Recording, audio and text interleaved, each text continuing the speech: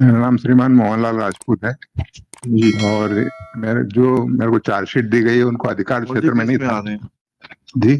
कौन सा केस है ये? 38 तो तापेश्वर मंडल का है।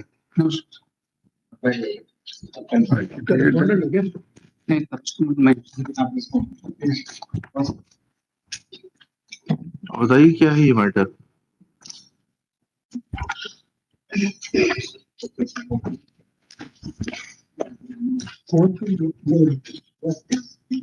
बताइए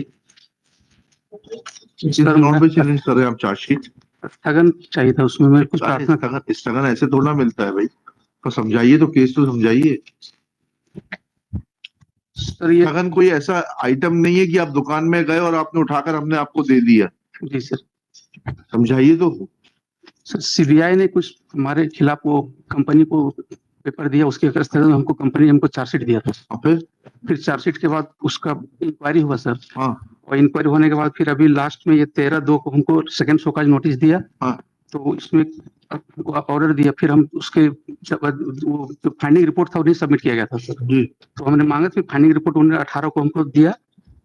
हाँ, तो फिर ये बताइए ना किस कानून में प्रावधान है कि ये ऐसे शो कॉज नोटिस के खिलाफ, डिपार्टमेंटल इंक्वायरी के खिलाफ बीच में आप कभी भी आ सकते हैं।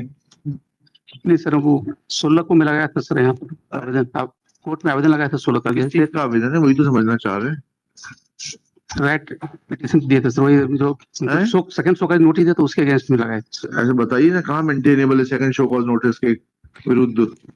You accepted first show cause notice, you filed your reply, how petition is maintainable against second show cause notice on completion of inquiry?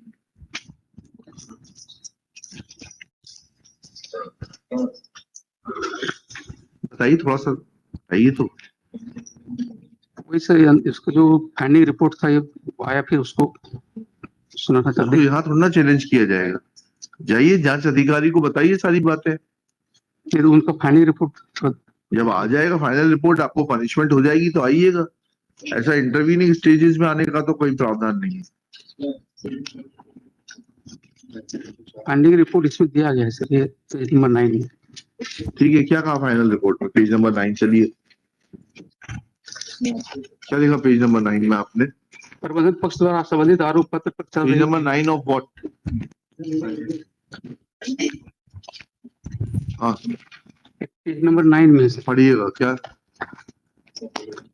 उसका सेकंड पारा अंतिम डिस्कशन लिखा है सर। प्रबंधन पक्ष द्वारा संबंधित आरोप पत्र पर चल रही विभागीय जांच कार्रवाई के दौरान अपने पक्ष में प्रस्तुत गवाह साक्ष्य के रूप में सीबीआई एसीबी द्वारा उपरोक्त प्रकरण पर किए गए अन्वेषण तफ्तीश के प्रस्तुत गवाह साक्ष्य के रूप में सीबीआई अन्वेषण तफ्तीश के दौरान आरोपी कामगार श्री तपेश्वर मंडल प्रकरण में शामिल श्री दिनेश्वर मंडल डीजीएमएस जबलपुर के ऑफिस सुप्रीटेंडेंट श्री सतीश चंद्र झा एवं श्री प्रदीप कुमार सोढ़ी मैनेजर पर्सनल कुर्जा सबेरिया के कलमबद्ध बयान से जो इंस्पेक्टर ऑफ पुलिस सीबीआई के समक्ष दर्ज किए गए हैं, प्रमुख रूप से प्रबंधन प्रतिनिधि द्वारा अपने पक्ष में सही साबित करने के लिए इसके अलावा आइन कोई गवाह साक्ष्य कार्रवाई के दौरान प्रस्तुत नहीं किया गया।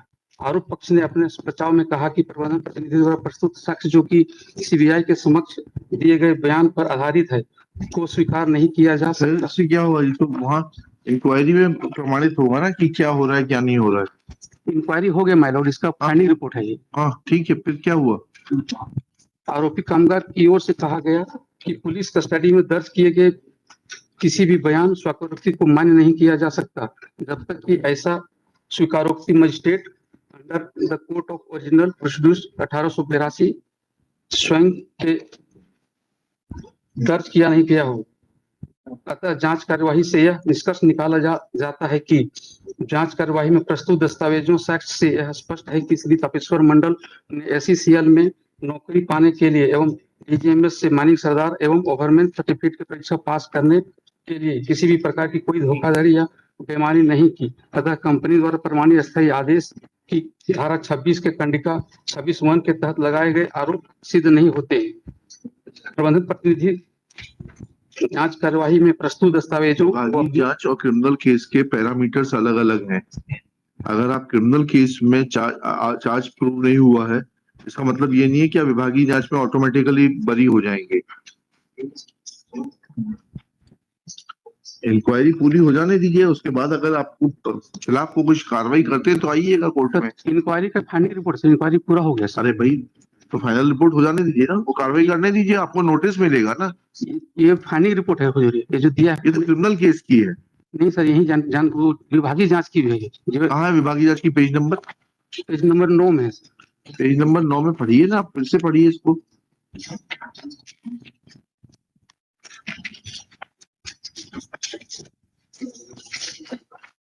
ये सर एनेक्सर P5 का पेज नंबर 9 में सर। हाँ, फिर अगर उन्होंने आपको बरी कर दिया है तो आपका वहां से प्रशासन को आदेश निकालने दीजिए बरी करने के लिए।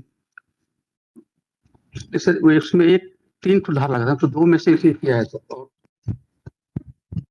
तुरंत कितना लगा 20 से नहीं होते हैं, और हमने प्रतिनिधि अंतिम जांच कार्रवाई के लिए उन्होंने प्रस्तुत कर दी। What can be the extent of interference? आपके वकील साहब ने आपको बताया नहीं सुबह जब आप यहाँ आ रहे थे तब?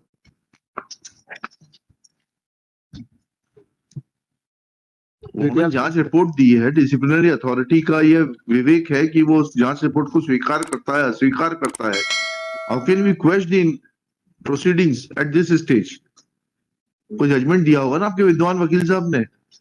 नहीं सर, कुछ नहीं बोले कि सर से प्रार्थना करके फिर क्या प्रार्थना कर लेना? ये वही बताने के लिए बोले कि हैं? सर से तो प्रार्थना करिए अपने कि हमको बता दीजिए, क्या कर रहे हैं?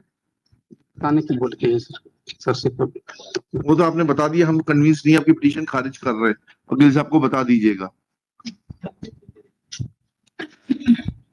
देखिएगा, श्री तापेश्वर मंडल पिटिशनर इन पर्सन, ठीक है ना? Petitioner has challenged. अभी सर डिसमिस कर देगा कंपनी में सर, इस पर अब क्या कर सकते हैं? आप इसको वापस ले लीजिए, जब कंपनी कोई कार्रवाई करे तब जो है आप उसका विभागीय प्रक्रिया का पालन करने के बाद आइएगा। एक सेकंड शो का नोटिस दे हाँ, तो ठीक है, क्या कर सकते हैं? जब तक यहाँ चल रहा है नहीं नहीं नहीं, हम चलाएंगे ही नहीं ना इसको, तो अभी हम खत्म कर देंगे। वकील साहब को जाके बताइएगा कि वो आए नहीं, इसलिए प्रकरण समाप्त कर दिया गया। Petitioner has filed this petition challenging the second show cause notice, and it is read that impugned charge sheet dated 29/10/2021 and second show cause notice dated 13/2/2023 issued by respondent number 4B Quest, and respondents be refrained from taking any action against the petitioner pursuant to the inquiry report dated 28/11/2022.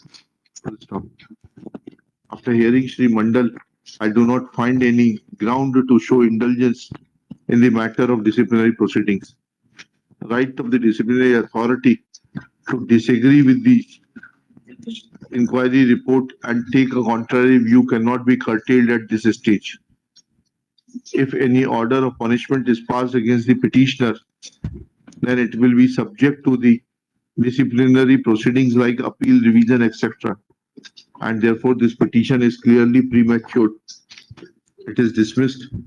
Our liberty shall remain intact in favor of the petitioner, that in case any adverse order is passed by the department, petitioner will be free to approach the appellate authority or revisional authority as the case may be, raising his grievance in accordance with law.